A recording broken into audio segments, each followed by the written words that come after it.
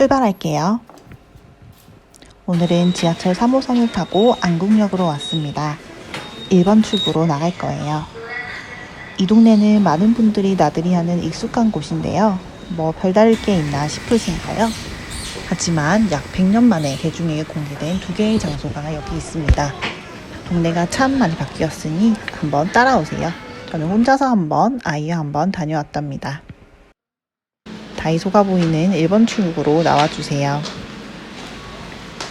지하철에서 나와서 오른쪽으로 조금 걸으면 오른쪽 골목에 흰 건물이 보이는데요.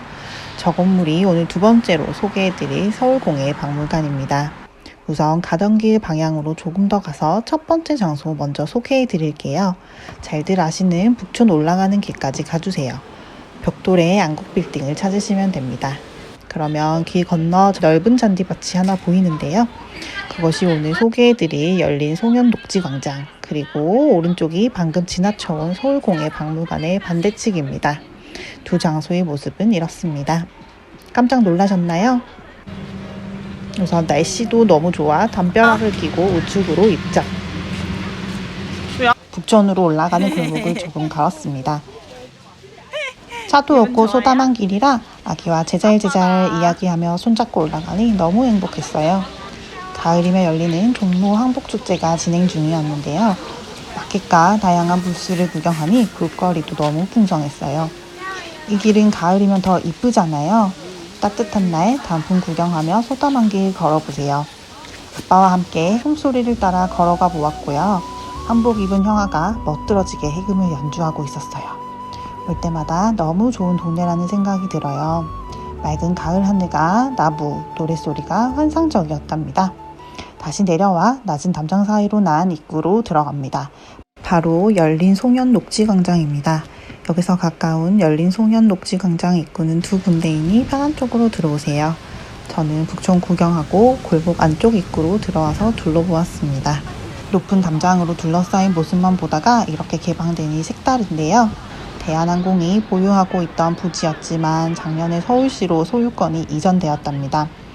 내부도 볼 수 없던 땅이 그렇게 110년 만에 개방된 것이죠. 서울 한가운데에 이렇게 넓은 녹지가 있는 것도 참 이색적이고요. 서울 한가운데서 주변을 둘러보는 경험도 처음이네요. 광장 안에도 축제가 진행 중이었고 서울 건축 비엔날레 행사로 파빌리온도 설치되어 있어 작품에 들어가 보기도 했어요. 의자도 곳곳에 있어 둘러보다 쉬기도 좋아요. 잔디밭 사이사이로 난 길을 따라 걸으면 작품들이 곳곳에 보이는데요. 오래된 동네와 비어졌던 땅 사이에 현대적인 작품이 서 있는 풍경이 비현실적인 느낌을 주더라고요. 대나무로 만든 파빌리온은 내부에 들어가 볼 수 있었는데요. 대나무 숲에 잠시 가려진 파빌리온이 몇 발자국만의 정체를 드러냅니다. 나지막하게 올라서서 나무와 덩글로 그늘을 만들어주네요. 시민들도 좋아하는 모습. 파빌리온 사이로 하늘을 보는 재미도 있었답니다. 그래서 잠시 앉아서 저는 하늘 구경하고 왔어요. 공원을 돌 때마다 전혀 새로운 도시 풍경이 눈에 보인다는 것이 새로운 경험입니다. 제일 넓은 잔디밭에는 3개의 파빌리온이 설치되어 있어요. 모두 새로운 경험을 할 수 있는 작품이었답니다. 그중 인공 언덕을 살며시 올라가 보았는데요. 아이들도 쉽게 올라갈 수 있는 높이로 산등성이 곳곳에 3355 모여 자리를 잡은 모습이 인상적입니다. 가족, 연인, 친구끼리 혹은 혼자서도 각각의 방법으로 도심의 녹지를 즐기고 있는 모습이었어요. 햇살 좋은 날 피크닉 온 것 같은 마음으로 앉아있을 수 있을 것 같아요. 또 언덕 높이에서 보는 종로 도심의 풍경이 또 다른 모습을 보여줍니다. 도심 가운데에 있는 웅덩이도 참 낭만적인데요. 빌딩 숲 가운데 웬 오아시스? 라고 하실 테지만 그만큼 메마른 도심에 낭만을 주는 요소라는 생각을 했어요. 물론 물과 자갈을 좋아하는 저희 아이도 참 좋아했고요. 그리고 건물 10층 정도 되어 보이는 높이의 파빌리온도 올라가 봤어요. 많은 분들이 올라가 경치를 즐기고 계셨는데요. 기계로 만들어 좀 아슬아슬해 보이기는 했지만 이 전망대가 열린 송현 녹지광장에서 가장 인기 있는 장소가 아니었나 해요. 각지의 흙이 전시되어 있었고요. 땅의 건축이라는 건축 비엔날레 콘셉트에 맞춘 전시가 있었습니다. 많은 분들이 그곳보다는 전망대에서 시간을 보내시는 것 같았는데요. 경복궁을 둘러싼 북악산 종로 일대를 구경하며 이야기를 나누곤 했습니다. 저희가 다음에 가볼 서울공예박물관도 보이고요. 곳곳에 숨은 건물과 명소를 찾는 재미도 쏠쏠하답니다. 저는 절이 있는지 몰랐는데 절의 존재를 바로 알게 되었어요. 이제 잔디나 꽃, 나무들도 푸릇하게 잘 자라고 있어 멀리 가지 않아도 공원의 정취를 느낄 수 있는 곳이랍니다.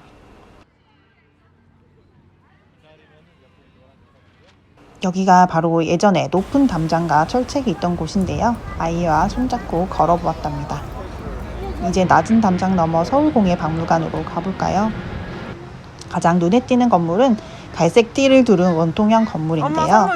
광장 바로 옆이고 건물 앞에 또 넓은 잔디가 있어 산책하고 쉬기 좋아요. 건물을 뒤덮고 있는 띠의 형태도 독특할 뿐 아니라 아이들이 뛰어도 좋을 나지막한 언덕도 아늑합니다. 400년이나 된 멋들어진 은행나무도 존재감을 뽐내며 멋있게 서 있답니다. 응? 어디? 저희 아이는 벌써 풀과 나무에 관심을 보이는데요. 엄마랑 같이 풀밭에 올라가고 싶다고 합니다. 열매 있네, 열매. 그리고 풀밭을 유심히 지켜보더니 응. 그래. 고사리 손으로 작은 열매들을 따보네요. 그 모습이 너무 귀여워 한참을 머물렀습니다. 어떠세요? 그러면서 오래된 은행나무에 멋진 기둥 구경도 하고 바람이 흩날리는 잎도 바라보며 평온한 시간 보냈습니다. 아이가 열매 따는 뒤로 반짝이는 강아지 풀조차 참 이뻐 보였고요. 건물 뒤편 공간도 참 이뻐 보여서 한참을 구경했답니다. 이 건물 내부는 어린이 교육 공간으로 활용되고 있어요. 교실에는 도자, 철물, 목공예를 체험해 볼 수 있습니다. 유치원생 정도부터 참여하기 좋을 것 같아요. 예약 필수이니 온라인으로 확인해 보세요. 링크는 더보기에 달아두겠습니다. 저를 따라 구경하시며 여기 이러지 않았는데 생각하는 분들 많으시죠? 지금은 모든 담장이 없어지고 자유롭게 드나드는 이 공간이 높은 담장으로 둘러싸였던 모습을 기억하는 분들이 더 많을 것 같아요. 옛 풍문여고 기억하는 분 많으시죠? 바로 서울공예박물관 있는 자리는 옛 풍문여고 부지예요. 교문을 없애고 바로 박물관 마당으로 입장. 풍문여고 5개 건물은 리모델링하여 사용하는 것이죠. 이 부지는 경복궁 옆에 있으니 역사가 깊은 곳인데요. 안동별궁이라 불리우며 세종대왕 아들 영웅대군의 집, 조선의 마지막 왕인 순종의 결혼식까지 거행된 화려한 장소였답니다. 하지만 왕조의 몰락과 함께 폐궁되고 갈 곳을 잃은 궁중라인들의 처소로도 사용되다가 1936년 경매로 일부는 헐리고 점포와 학교 기지로 바뀌었다고 해요. 신식교사와 안동별궁이 존재하다 불궁 건물은 철거되고 이축되었고 미비하게 남은 흔적만 땅의 역사를 기억하고 있는 셈이죠. 수공예품을 제작하여 관에 납품하던 경공장이 있었던 역사를 바탕으로 이곳은 서울공예박물관이 건립되게 되었습니다. 저는 내부 공간을 좀 더 소개해드리기 위해 다시 한번 방문했어요. 역에서 나와 처음으로 보이는 골목으로 들어갑니다. 손말을 확인하고 왼쪽으로 시선을 돌리면 바로 도착입니다. 열린 송현 녹지광장을 바라보고 들어가면 왼쪽에는 전시 3동, 오른쪽에는 안내동이 위치해 있습니다. 우선 안내동으로 들어가 볼게요. 의자들이 마련되어 있고 벽 쪽으로는 공예품들을 판매하고 있어요. 안내데스크 뒤편으로는 팜플렛들이 있으니 챙겨서 읽어보세요. 건물이 서로 연결되어 있어 복잡한 편이고 전시도 여러 개 운영 중이니 보고 가시면 더욱 이해가 빠를 거예요. 그리고 안내동 로비를 잠시 구경하고 하늘에 전시 1동과 들어오며 봤던 전시 3동을 연결하는 다리도 확인 후 바로 전시 1동으로 입장해 봅니다. 이곳은 전시 1동 로비로 시작부터 도예품 전시가 진행되는군요. 누군가 기다리시거나 전시 관람 후 쉴 때는 로비를 이용하셔도 좋을 것 같아요. 안내 데스크 앞 엘리베이터를 타고 제일 높은 층인 3층에서 차례대로 내려올게요. 서울공예박물관 전시는 모두 무료인 점 놓치지 마시고요. 전시는 공예품들이 주제인데 지금은 공예 다이얼로그라는 특별전이 개최되고 있어요. 그 중에 채화가 눈에 들었고 특히나 공중에 꽃나무를 매달아 놓은 듯한 장면은 정말 장관이었어요. 가지의 형태도 훌륭했고 듬성듬성 꽃이 붙어 있는 것이 정말 환상적이었답니다. 채화 장인의 인터뷰와 만드는 방법도 영상으로 있으니 한번 살펴보세요. 2층으로 내려오면 전시 1동 로비 앞 잔디공원이 보여요. 금박 전시도 정말 섬세하고 대규모의 작품들이 정말 멋있었답니다. 1층으로 내려오며 다양한 공예품들을 만날 수 있습니다. 평소에 관심 있는 분야가 있으시다면 더 흥미로울 것 같고요. 외국에 친구가 놀러 온다면 방문을 추천드립니다. 하지만 이곳이 다른 박물관과 다른 점은 아카이브실이라고 할 수 있는데요. 그동안의 전시 자료와 아직 분류되지 않은 자료들이 아카이브 되어 있는 공간입니다. 안에서 직원분들이 작업도 하고 있어요. 입장을 위해서는 모든 짐을 사물함에 맡기고 QR코드를 발급한 다음 종이를 왼쪽 인식기에 인식하며 문이 열립니다. 또 하나는 공예 도서실입니다.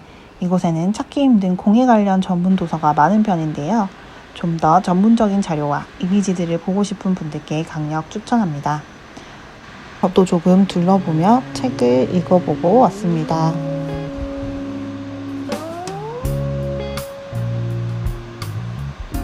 그리고 곳곳에 의자와 넓은 테이블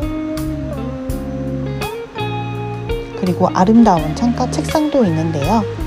도서 검색도 되니 책을 좀 둘러보시고 책 속의 풍경을 즐기고 싶은 분들께도 좋은 선택지가 되지 않을까 싶습니다. 평일 오전에는 방문객이 별로 없고 한적한 편이었습니다. 이후 저는 전시장 첫 입장 때 봤던 브릿지를 통해 전시장 3으로 입장했습니다. 역시 이곳은 뷰 맛집이네요. 창문만 있으면 멋진 뷰가 나옵니다. 이곳 역시 공예품들의 전시가 진행되었는데 정말 멋진 자수들이 눈길을 빼앗았고 특히 대규모 금실 자수와 은은한 병풍 자수가 눈길을 빼앗았답니다. 조금 더 넓은 의자들이 곳곳에 배치되어 있으니 여유롭게 전시를 즐겨보세요. 모든 전시를 관람하고 밖으로 나왔는데요. 풍문요고 운동장이었던 큰 잔디밭이 나타났습니다. 열린 송현 녹지광장과 연결되어 더욱 넓어 보이는 느낌을 주는데요. 마당 옆에 작은 도리자도 있으니 앉아서 풍경을 감상해보세요. 자, 전시장 뒤편으로 아이와 왔던 어린이 교육동이 드러납니다. 은행나무는 언제 봐도 멋이네요. 사실 은행나무는 전시동을 돌 때에도 곳곳에 틈과 창으로 계속 눈에 띄었는데요. 아마도 리모델링 시 이 나무를 중심에 두고 파사드 설계가 진행된 것이 아닌가라는 생각이 들었습니다. 교육동에도 편히 들릴 수 있지만 멋진 공간이 있는데요. 바로 옥상 전망대입니다. 아이의 교육활동이 아니더라도 교육동을 방문해 엘리베이터를 타고 5층으로 가보세요. 열린 송현 녹지광장에서 본 것처럼 탁 트인 시야를 즐기실 수 있을 거예요. 저는 여기서 커피 한잔 마시며 오늘의 산책을 마쳤습니다. 오늘 영상 어떠셨나요? 쉽게 갈 수 있지만 훌륭한 공간과 즐길 포인트들을 꾸준히 소개할 예정이니 자주 놀러 오세요. 또 만나요.